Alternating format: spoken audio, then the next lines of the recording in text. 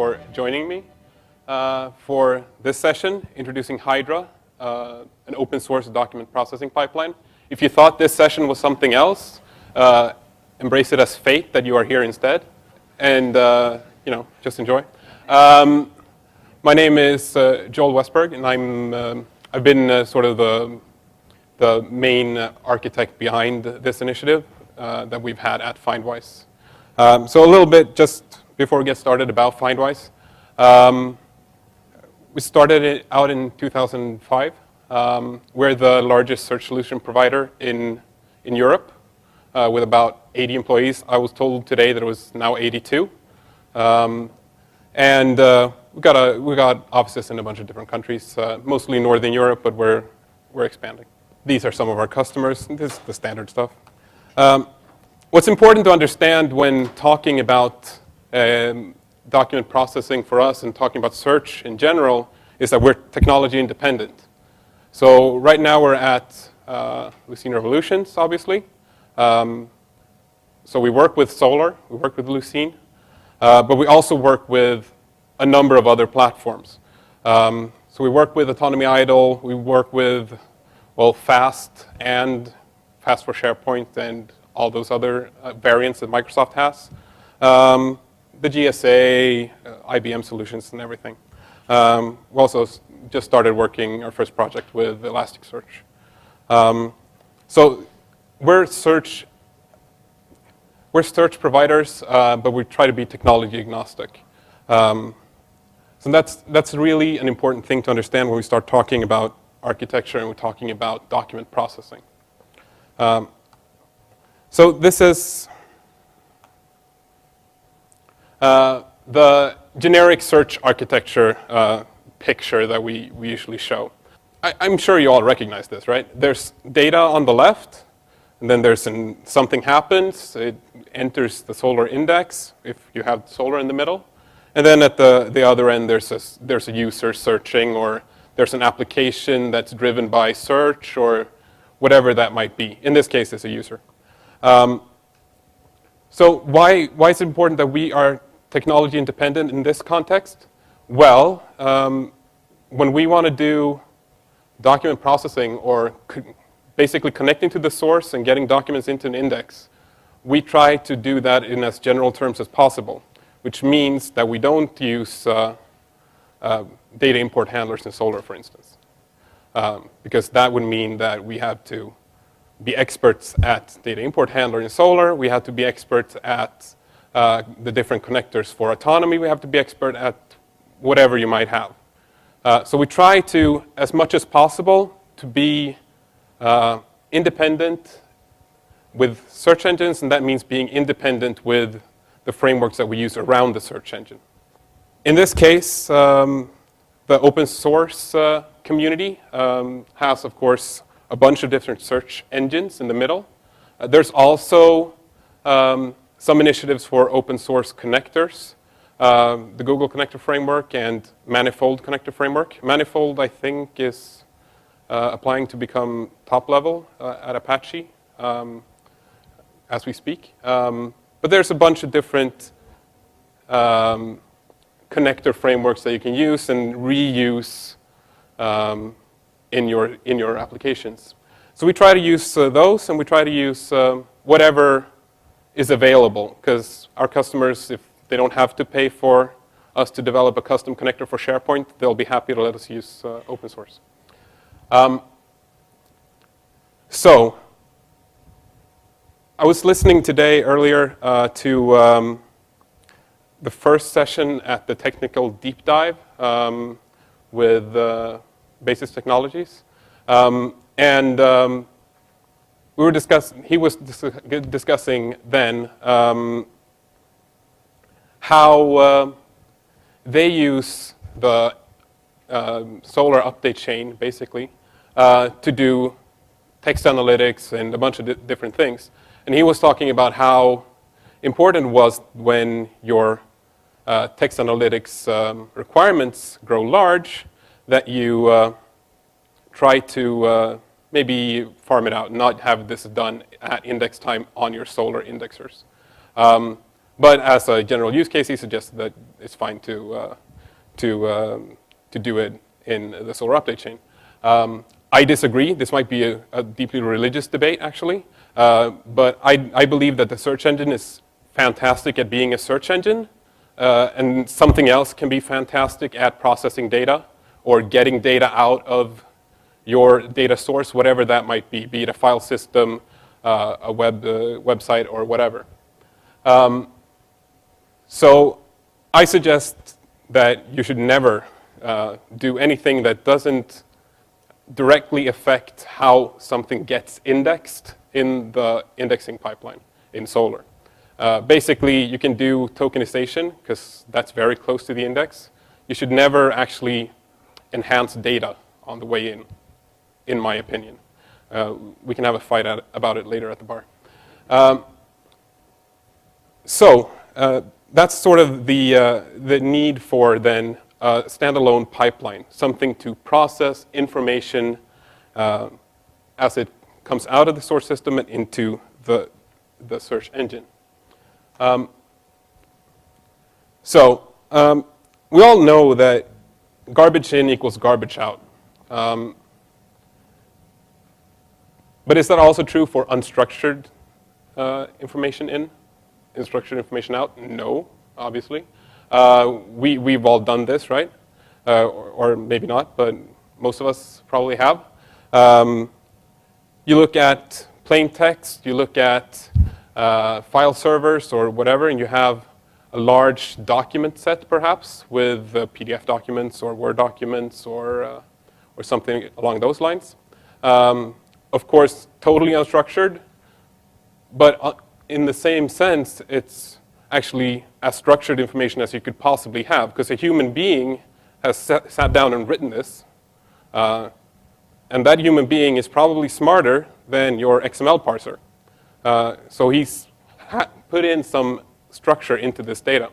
One of the most common problems we have when going to customers and talking about indexing their file servers is that you start to look at a whole document set where the author is the assistant of the CEO who's written the template for all the Word documents, because that's what Tika will parse out. If you actually go into the document, however, you know that the template looks in a certain way, and everyone writes the author's name at the top left. That's very unstructured information, but in the same sense, it has a very clear structure. Another example is news articles, which I enjoy looking at. If you go online to CNN.com or any of these major websites, about half of the time, you'll find that the author byline that says who wrote this article is just embedded in the text. It doesn't look, it looks a little bit different. It might be bolded or something. But usually it's just part of the content of the website. If you want to be able to search on authors, if you're crawling CNN.com, you'll need to be able to actually get this data. And that's one of the things that we find so important, is that when talking about document enrichment or adding metadata to documents, in general, people tend to talk about NLP applications, sentiment analysis, entity extraction, really hard things. Of course, they're doable, but they're very hard in comparison to having a regular expression that fetches the author name. But there's a need to do that as well. And so this is what we need to address in a pipeline, both the capability of doing natural language processing, but also simple things like getting the author name out of a news article.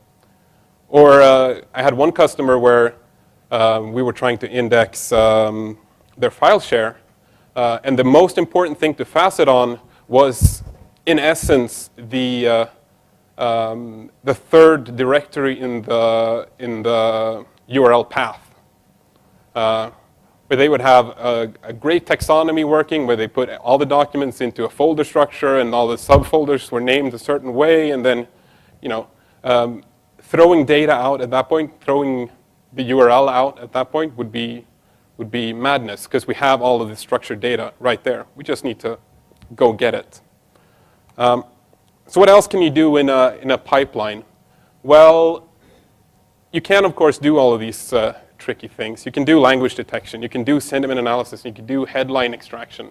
And when I say headline extraction, I mean actually going into Word documents and getting out the headlines that are in there, because they will be much more relevant to your users for your relevancy models in Solr than the actual content text.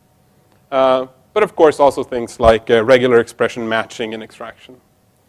But there's also a bunch of different things you can do with the pipeline. You can filter out unwanted documents. There's so much unstructured information in the world that unless you have the perfect source system, you're going to end up with a bunch of meta pages, or like Wikipedia, you're going to end up with a lot of content that's just redirects. Maybe you can use that for something, such as enrich the actual documents with the redirect information. But maybe you can't. Maybe you just need to throw it away. You can also, of course, collect statistics. We often use the pipeline to send a subset of the data out to a storage solution that we can use as a staging environment later on, because we don't want to have all of the data copied to our staging environments. So that's sort of the need for the pipeline, what you want the pipeline to do. So we've been doing this since 2005. Obviously, Solr came in 2006, so we didn't use Solr straight away. But ever since we started using Solr, we've been looking at different pipeline solutions. The most fundamental thing about them is they all look like this. There's a document that comes in, and then there's a very straight line of things that happen, basically a sequential program that you run through. And then at the end, it's output to Solr, or whatever search engine you might have. We used to use Open Pipeline. I don't know, is anyone familiar with it? Yeah. We sort of got tired with it for a number of reasons. The major one, or one of the major ones, is that it doesn't really scale. It's one thread that does everything. You can sort of multi-thread it, but you'd need basically to run the same pipeline several times in your instance. And there's other challenges. You can't really distribute it, and Open Pipeline as well contains the connector. So if you want to use an open source connector for SharePoint, you'd have to port it into Open Pipeline first. And that's an unnecessary cost in that sense. So for Open Pipeline, it doesn't actually look like this. The document doesn't come in like that. Open Pipeline actually goes and fetches the document and gets it out. There's also the problem in Open Pipeline that what happens when this happens? What happens when one of your processing stages, for instance, if you're parsing PDF documents or Word documents or whatever it might be with Apache Tika, which is a great library for parsing or getting content out of files, and you run across a corrupt PDF, what happens to Tika? Has anyone experienced this? Yeah, boom was the suggested answer, and the answer is absolutely correct. What will happen usually is that Tika will get into an endless loop and consume all of your heap space on your JVM, and then you're done. Someone has to restart your entire processing. And that's something that just can't happen in a production environment. So we've had our issues with Open Pipeline. And basically anything that's one sequential thread doing it. So what we started talking about, it's roughly a year back, a little bit more. Actually, we started talking about it in the fall of 2010 when we attended Lucene Revolutions in Prague. And talked about basically the concept of this, is to have a distributed pipeline instead. If you see here, there's no cloud around the pipeline. Here you have a cloud. And for the other reason is, this allows you to do forks efficiently. If you're running in the cloud, your entire pipeline setup, perhaps one document or one processing stage requires that the document has an author field to look it up in the author database and enrich it with metadata or whatever you might want to do with it. For most documents, perhaps you don't care if there's an author field or if this metadata has been enriched. So why should they be waiting for the author enrichment processing stage to run before they can start doing their business? Basically, what we try to do is set up the pipeline framework in a way that you can specify the requirements for when this processing stage should run, and then it will run at that point, rather than just run through all of them.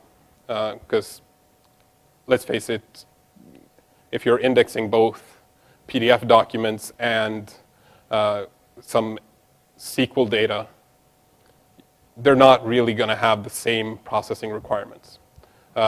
In the classical solution, you'd have many pipelines. What we say is we can have 4 of those stages happen for everything, maybe language detection, maybe something like that, and then fork out depending on what the content is or whatever data there might be. And we call this Hydra. Is the framework, and we're releasing it as open source actually today. So when designing Hydra, we had a few main design objectives. Scalability was one of them. It has to be able to scale horizontally or near horizontally. If you want your pipeline to run in the cloud, if you want to be able to step up your processing power as your document set grows, you need to be able to scale. And you need to be able to scale more easily than starting up a new server somewhere and sending some of the data there and some of the data there and some of the data there. You want this to be able to happen automatically. So Hydra is built around a central repository. I'll show you a slide on that in just a few moments. That in itself can scale. All of the processing nodes, all of the machines actually doing the processing, running the framework, so to speak, that are connected to this central repository, are independent and have no idea that there are others doing the same work. That's also one of the requirements. What that means is that a failure in one of the processing machines does not affect the other processing machines. Of course, the load will increase if one of the processing machine goes down, but in essence, no damage done.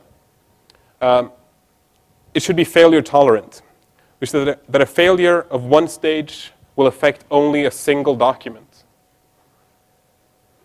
And this is important because if you remember the Tika analog previously here, when a document fails to parse with Tika, that document might not make it to the index, but no other documents should be affected.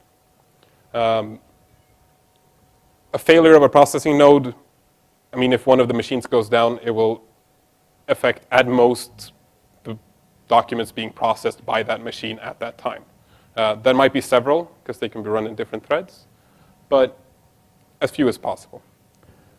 And failures with a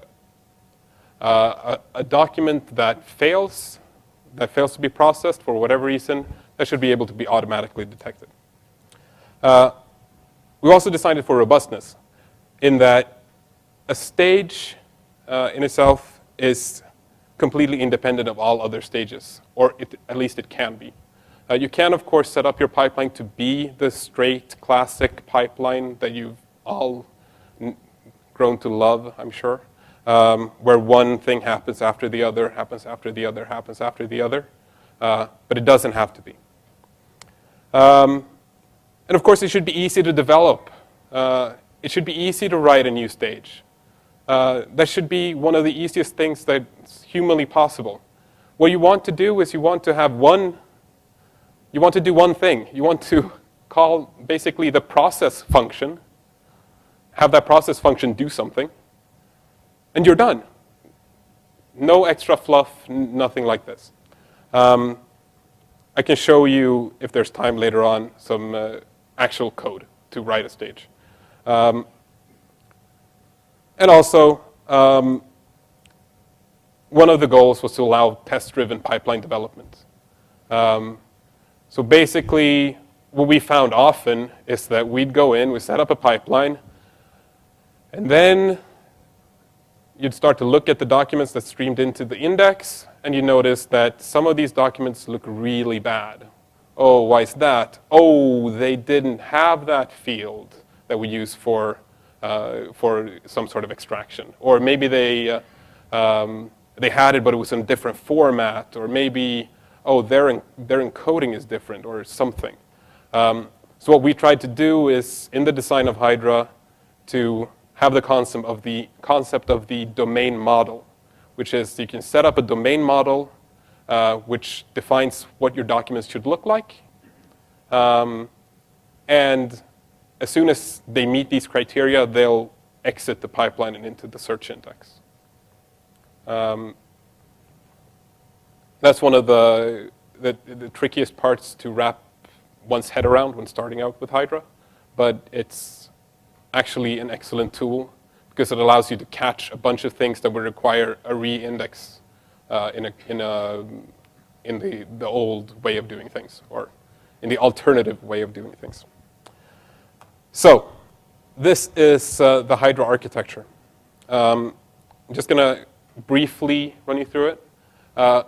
Basically, it centers around MongoDB. I'm not sure how many of you are familiar with MongoDB. Yeah, most of you. Excellent. It's a NoSQL document-oriented database, just like Lucene, basically. MongoDB contains everything. It's a central working repository of the pipeline. It contains the documents that you are processing, which means that anyone connecting to the pipeline can process any documents, which means that a document might pass through several machines on its way to the index, rather than just one big straight pipe. It also contains the actual code, the actual configuration of the pipeline. So there's just one central point in the entire architecture, which means basically that when you want to set up a new processing node, a new machine doing the processing, what you do is just say, there's a MongoDB instance over here. The name of the pipeline I'm supposed to run is this, and it will read everything up and start processing. Not only that, we decided to, for isolation reasons, to be able to do, for instance, the Tika problem that we discussed earlier, to have that not affect the entire machine. We've decided to have a client-server relationship between the core application and the actual stages being run. What that means is they're not run in the same GVM. And they talk to the core via REST API, which also means that you can connect to the REST API from your IDE and actually run against your live data, test in your IDE with the actual responses from your framework, the Hydra core. Did everyone get that? I see a lot of blank faces. Okay, excellent.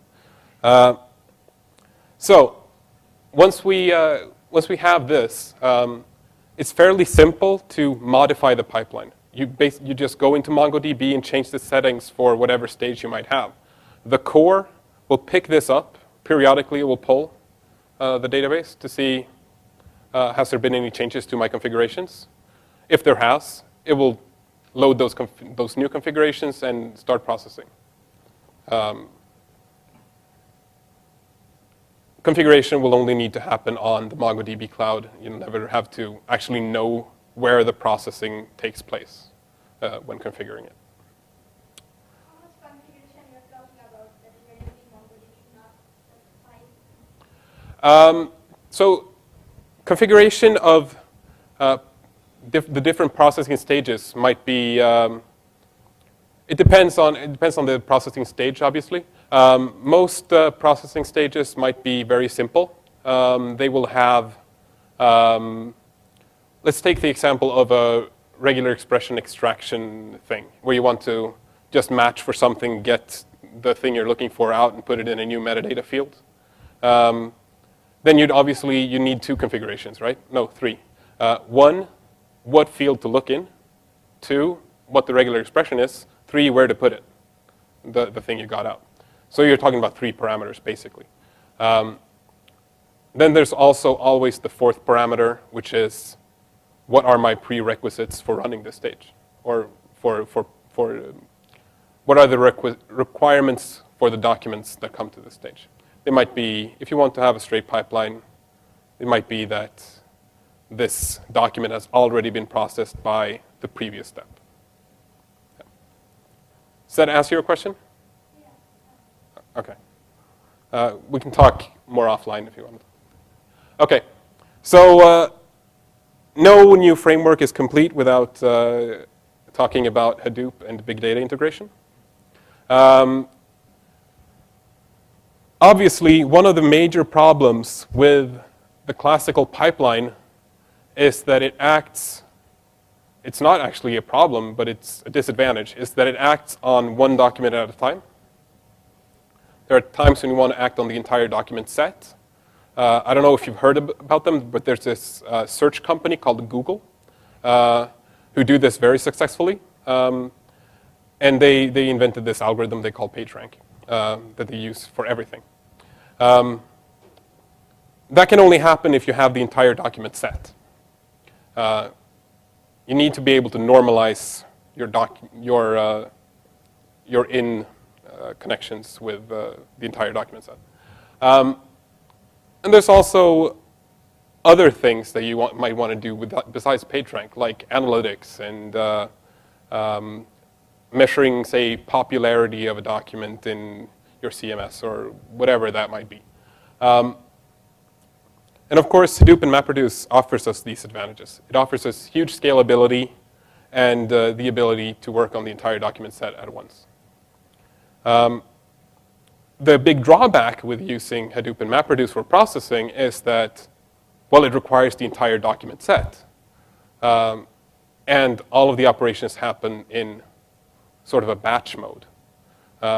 You can't have real-time indexing if you always have to go and look at the entire document set. There's ways to cleverly do MapReduce to just look at the recent stuff or whatever that might be. But basically, you're going to take a hit on time to index. So we tried to look at this and see how can we marry the two. One has one advantage, which is time to index and just flexibility, and the other has this huge scalability.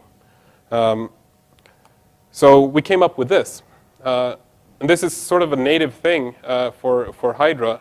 It's one of once we had the Hydra design worked out, figuring out how to do this took 5 minutes.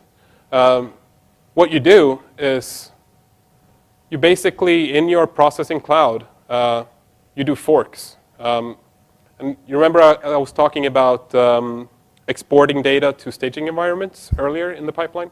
What you can do is, of course, export it to HBase or some other Hadoop solution. Have it still process, do all of the things you want to do with the document, and put it into the index.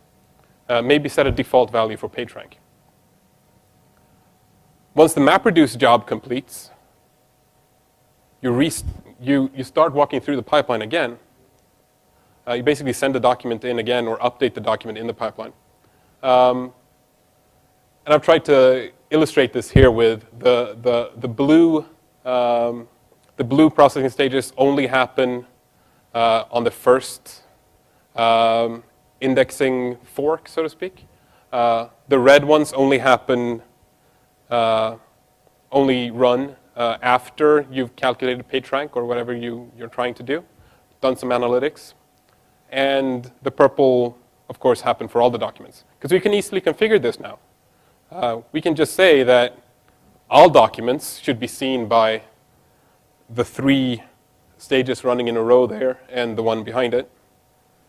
We can easily say, I only want the red ones to happen for things that have already been in my Hadoop cloud and been processed in Hadoop. So that's one of the key ideas here, in that we want to be able to marry the batch processing nature and the real-time processing nature of data enrichment. This doesn't exist yet, but this is, we've done the hard part in actually having interaction designers in to figure out how to visualize a forked asynchronous pipeline for how to configure this easily. This is what one of the slides for what she came up with. Basically, this is a sort of a debug view. We just haven't coded it yet. But in essence, these would be stages, and they link in different ways. There's a fork, and you see the regex stage upright is entirely separate of all of this. Also, of course, we try to embrace the idea of having test documents and having a UI where you can just run something through, have its debug output be recorded in the database in some way so you can visualize it in the UI. So basically, we have a huge selection of slides on this. We just have to sit down and code it. It just hasn't happened yet. So there's no configuration UI right now. You have to do it with either by command line or code, sadly. We're working on the REST API to do this, and then on top of that, we'll add the UI. But if you want, you're very welcome to help out. So the question was, for visualization is one thing, but maybe we could have a declarative language to describe configurations in the pipeline. What we do actually now is when you create a stage in Hydra, what you do is you do an annotation-based configuration. So basically what you do is you say, this is a parameter field, or this is or actually that's the only annotation now that I mention it. Basically you say your class is a stage, and your parameters are parameters. What we can do then is, by reflections basically, loop through this, get and inject the parameters into the stage. So what you would do when you'd build, I don't have that slide with me right here. When you'd create the UI for configuration, what you'd do is basically you'd scan all of the jars or whatever you might have containing the stages, scan them for, okay, which stages are there here, and what parameters do they have? So you basically, you can auto-generate a form-based configuration from that. Does that make sense to you? Yeah. There are, of course, possibilities of using more declarative language. There's W3C has a standard for pipeline definition, a very complex XML standard that we looked at, but decided to leave for the future if someone really wants to implement that. Yeah. So right now there's no configuration language in that sense. It's all configured with basically JSON in essence, because that's what MongoDB lives with. All right. So we're open sourcing this right now. Obviously, we want this to be a community effort. We want some help creating these stages, making sure that what the collective brains of the people in this room, I'm sure you've all solved the same problems a multitude of times. Maybe we could help out so we don't do the boring regex extraction solutions over and over again. Maybe we can just write stages to do this. So we obviously want a real community around this. And to do that, we're obviously looking to have other committers than ourselves. We're talking to some people who might be interested. But of course, we use this.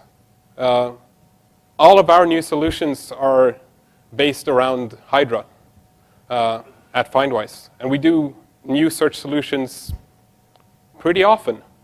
So there will be a continued development effort from us to get to keep the community going. But if you're interested, please talk to me after this, or in the bar, or whenever. If you're interested in contributing, or if you're interested in being a committer, please just come talk to me. For more information, you can go to our website, findwise.com/Hydra, or to GitHub, where the code actually is, at findwise.github.com/Hydra. And you can just go in there, fork it, play around with it, do what you want. We really appreciate the opportunity to create a community around this. And because we have a community for connectors, we have a community for search, there really ought to be a community for whatever's in between that we solve every day, those of us working with search. Yeah, any questions? So this obviously scales up, but what about scaling down? Like imagine if I have a relational database and I have minimal requirements of that some things around this might deal. I could use the DIH. Yep. Is this gonna, but I don't want to use the DIH because of some of the reasons you gave, but I could, but DIH is compelling for something simple. So yeah, do you think that it can compete with DIH for a smaller solution? Obviously, in terms of, it's always going to be more heavy-handed in, say, memory or CPU usage than the DIH, because the DIH is designed as it is. So for some extremely, when you have those kind of requirements that are extremely narrow in those parameters, perhaps the DIH is a good solution. I would recommend against it. I don't think most of you will ever have that kind of requirement, actually, when you think about it. So it scales down. I mean, I run the entire stack, or whatever you might say, on my laptop, no problem. And the memory footprint is fairly small, and we try to make sure we can use it in all our deployments, not just the big ones. Yeah. So the question is, what do I have to do to set it up? Basically, right? Yeah. So yeah, you'd have to install MongoDB. MongoDB, when it doesn't do anything, is very lightweight. You'd have to start the framework, which is basically the main executable of Hydra. We have it running as a service on Windows in some instances, and we have it running as a service in Linux and as a daemon. That's it, basically. Then you just have to configure it and put some data into Mongo. Yeah, so the question is whether you can replace MongoDB with Zookeeper. The answer is yes, that you can, but you need to modify some of the backend to be able to do that, because the backend relies on the atomicity of operations that MongoDB offers, and many of the append-only databases that we see basically don't allow you to do that, because we use that for concurrency to make sure that a document fetched by one node is not fetched by another node simultaneously. Yeah, but of course, there's always solutions to this. We picked MongoDB because it was the easiest, and to be honest, it's one of the easiest programs I've ever had to install in my life. You just click run. So does that answer your question? Yeah, so the question is what the document model is. They're all stored as JSON objects, basically. And they're stored flatly. So you'd have all of the contents of the documents within basically one JSON tree, basically a map from field name to value. The document model doesn't need to be more complex than that. The logic you want to write around it can be as complex as you'd like. Basically, what we tried to do was utilize the fact that MongoDB doesn't have a schema. So we don't need to have a true document model in that sense. Like in, well, I shouldn't say like in Solr, but there's no schema.xml file in MongoDB. So you can put in whatever you like. Yeah, so the question is regarding serialization and deserialization between the stages and MongoDB. So yes, right now they are being serialized. Of course, there's the updates that you send from the stage. Maybe you add a field or whatever. You don't serialize the entire document. You just push back the update. But yes, the documents are being serialized and deserialized on the way, because it's a RESTful API, right? So for binary objects, okay, the question was, actually that was a long explanation, I'm not going to repeat it. If you heard it, I hope you did. I'll just answer it. So for binary data, you can use attachments in MongoDB. Basically, you store binary data separately and then just fetch it when you need it, so you don't send it along all the time. But apart from that, you can just add it to the document, and then at what we do usually at the latest stage in the pipeline, which the stage that actually pushes this document to Solr, is we actually select the fields that we want to send. So you can have a complex DOM object stored in your pipeline document, but you don't have to send it to Solr. I think the implication of this question, though, is that you'd like to have, a group of annotators working on common memory. Yeah. Basically. Yeah. Run the project. Sure. That was not the ultimate design goal of this. What you can obviously do is, you can still do that. If you need to have in-memory processing, there's nothing to prevent you from doing it all in sort of adding a meta stage or whatever you might want that just does whatever it is that you want to process sequentially for that special set. And we have, I know I've been talking to one customer who do basically NLP stuff, where they have a part of speech tagging and all of this stuff to power entity extraction or stuff. They don't want to send that part of speech data back and forth all the time.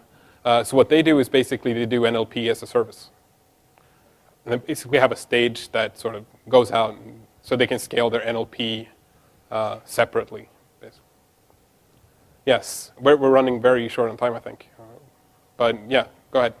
So the question is how production ready is this, if I to summarize? We have it in production at customers. The main obstacle with getting started is exactly that, getting started, I'd say, right now. Yeah, it's production ready, and it's taking along in processing data. Yeah, any more questions? Thank you very much.